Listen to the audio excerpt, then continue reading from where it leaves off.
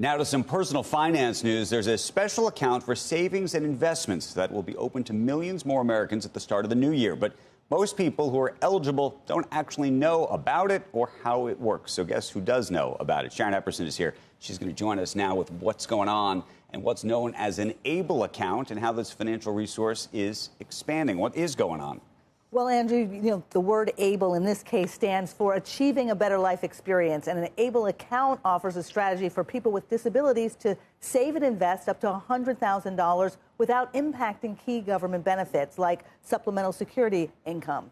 Also, the accounts grow tax-free, and there's no federal or state income tax on withdrawals for qualifying expenses, as long as funds are used for disability-related costs like housing, transportation, and health care. A federal law created the ABLE program, but like 529 savings plans, ABLE accounts are set up by states. 4 states do not have ABLE account programs, but 46 states and Washington, D.C. do. And some of the plans, like the one in Virginia, are also open to out-of-state residents.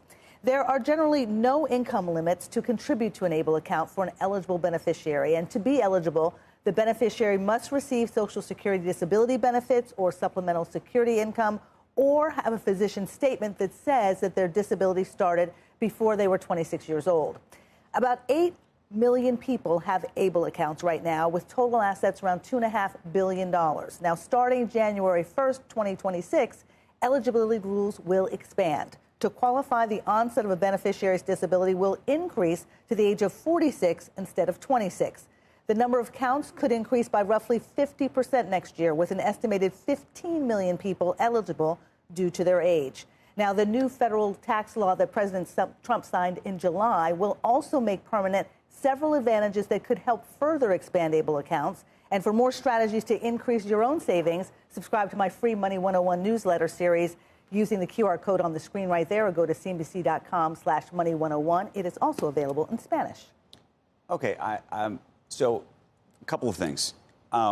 Are there annual contribution limits to ABLE accounts? I have to imagine there are. There are. They're tied to the annual gift tax exclusion, and this year it's $19,000. $19,000. And it's expected to increase with inflation over time, over future years. Okay. We also obviously have new tax rules in place, the tax laws. How does that change or impact all One of the biggest changes is with 529 plans, the education savings plans, that if you have one that's already set up and someone in your family has a disability, particularly as this might happen later in life now with this expansion in the age eligibility, you can roll that 529 plan over into an ABLE account.